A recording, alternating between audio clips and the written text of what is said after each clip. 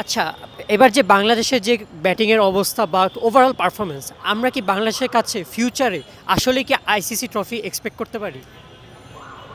বাংলাদেশের বিষয়টা যদি আমি বলি, বাংলাদেশের যতক্ষণ না পর্যন্ত আমাদের আরও কয়েকটা মাঠ বর্ধিত করতে না পারি আমাদের ক্রিকেট বোর্ডের মাধ্যমে, আর যতক্ষণ পর্যন্ত না আমরা ঘরোয়া ক্রিকেট কাঠামো করে একটা স্ট্যান্ডার্ড পর্যায়ে না নিতে পারি, ততক্ষণ পর্যন্ত আমার মনে হয় না বাংলাদেশ কোনো ট্রফি জিতবে।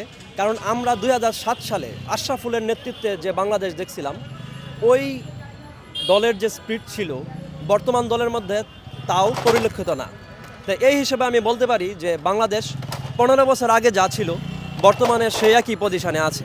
তো এই পজিশন থেকে উত্তরণের জন্য অবশ্যই বাংলাদেশকে ঘরোয়া কাঠামোতে নজর দিতে হবে, এবং যে বিপিএলের যে স্ট্যান্ডার্ড যে মানটা আরও উন্নত করতে হবে, যাতে একটা অকশনের মাধ্যমে যাতে আরও বিদেশি প্লেয়ার আসে, যাতে নিজেদের মধ্যে একটা প্রতিযোগিতাপূর্ণ পরিবেশ সৃষ্টি হয়।